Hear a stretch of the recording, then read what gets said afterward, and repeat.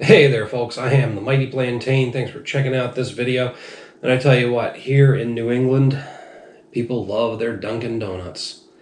Man, I guess it's been shortened to Dunkin', and it's only a matter of time before they shorten it even further to just Dunks.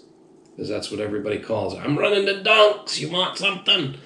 Anyway, this is the only area of the country where you can actually sit in a Dunkin' Donuts parking lot, and within eyes shot is another Dunkin' Donuts.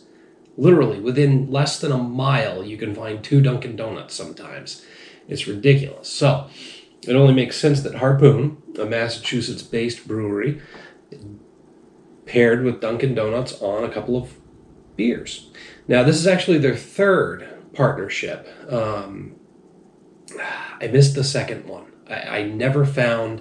I think it was a golden. It was some kind of Dunkin' Gold, Dunkin' Blonde, or something like that. It was a blonde beer, a gold beer, or something like that. But it was another Dunkin' partnership, and I never saw it in the stores around here. And I guess this one plus the first one. And the second one are also available in a variety pack, so I'll be keeping an eye out for that just to at least try all of them. But yeah, this is Harpoon's Dunkin Pumpkin, and let's see what we got. Harpoon plus Dunkin plus Pumpkin. Oh, here we go. This fall treat is another tribute to all the days that Dunkin has helped us fire up the brew kettle. Cheers. Oh, inspired by our favorite fall latte, pumpkin spice. This ale is brewed with pumpkin, fall spices, and a splash of coffee. I like that. They've got this little Love Life logo indented in the bottle. Love Life, love beer. And the employee-owned part of the Harpoon logo has been given new prominence recently, which is awesome. I mean, they are an employee-owned brewery. They absorbed Clown Shoes, making that an employee-owned brewery as well. New Belgium at one point was employee-owned. I don't believe they are anymore. I believe they've been sold.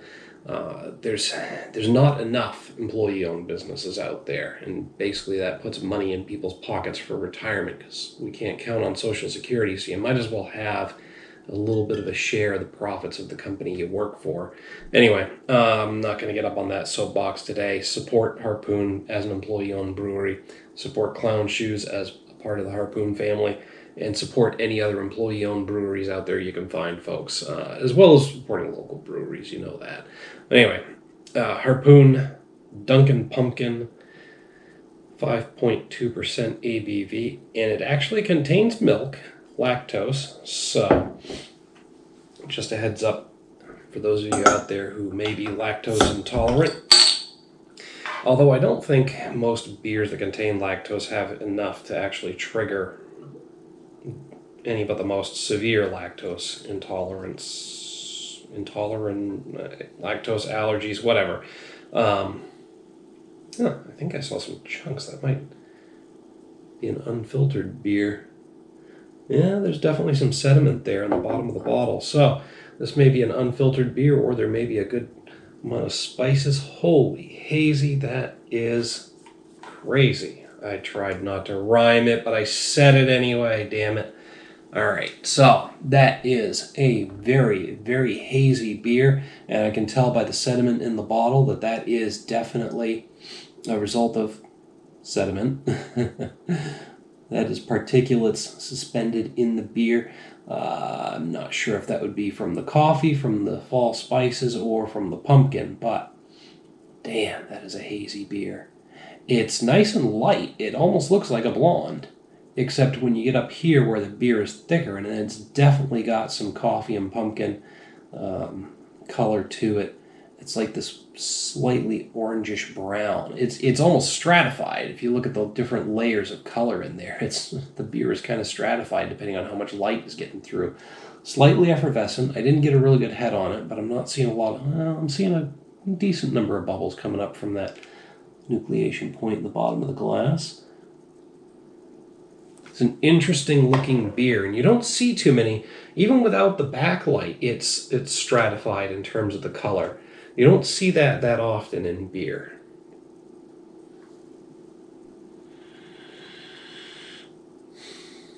Getting a hint of coffee. Definitely smelling pumpkin.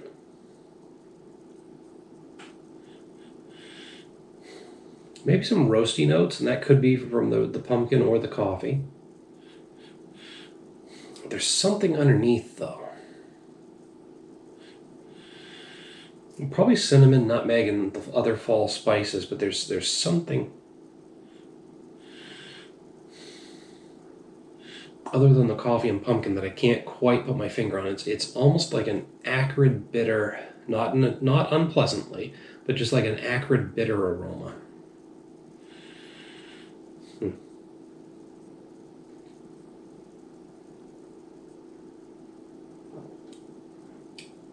It's got a tang to it up front.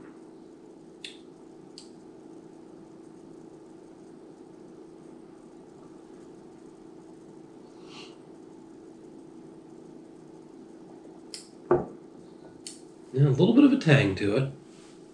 But then the fall spices kick in, and I'm getting a bit of pumpkin in the middle there with a coffee finish. That finish is distinctly coffee. It's odd because I'm getting those different flavors, but they're also kind of melding together into this overall flavor that's a little different, and I can't quite describe it other than pumpkin spice coffee beer. I know, pumpkin spice, man. Don't get me started on that. But I do like my pumpkin beers, so I can't say too much about it. I mean, I wouldn't mind it so much if it wasn't in literally fucking everything. Pumpkin spice candles, pumpkin spice lip balm, pumpkin spice fucking tampons. It's literally used to market just about everything under the sun these days. You can't get away from the pumpkin spice. Just keep it in the fucking coffee, keep it in the beer, keep it in your beverages and food products. That's where pumpkin spice belongs. Beverages and food products. That's it. Leave it out of everything else. Anyway. Yeah. I'm liking the beer. I'm just slightly at a loss for words as to how to describe it. Other than what I've already said. It's got this weird tang to it up front. Getting fall spices. Getting a good amount of pumpkin in the middle there.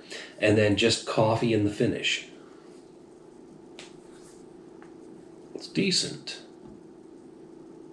I mean, I'm liking it. It's got a bit of a medium mouthfeel, so it's easy to drink. There's almost this crispness to it. It's definitely a fall beer. I mean, this is great. I might have to grab some more and sit outside around the fire with it. Well, assuming we have many more fire nights left this year. Turned on the heat last week because it was like below 60 degrees when I woke up one morning. I said, fuck this. We're finally firing up the furnace. And then it started warming up again. It's supposed to get into the 80s this weekend. And it's actually probably in the mid to high 70s tonight. It's crazy the way the weather is around here. Anyway. I'm trying to think of something more to say about this beer, but that I've hit it. This is it. That's all I got to say. It's good. Check it out. I'm going to hit it with a 4 out of 5. It's a nice, decent, above average beer. Like I said, I don't have a lot to say about it other than what I already have. But the fact of the matter is I've got nothing bad to say about it at all. So that plus the drinkability and the fact that this is great for fall and I can see myself drinking a lot of this, 4 out of 5. I mean, there's not anything that's quite hitting me with like a wow or that's great or that's incredibly unique because I've had some pumpkin coffee beers before, but like I said, I got nothing bad to say about this one at all. So that's where we're at. But that's just what I have to say about it. Hit me up down below in the comments or the email link. Love to hear what you have to say about this beer. While you're down there, don't forget to like and share the video. Make sure to subscribe to the channel, and once you subscribe, click on that little bell there to get notifications whenever I post a new one. Until next time, folks, thanks for tuning in. Cheers.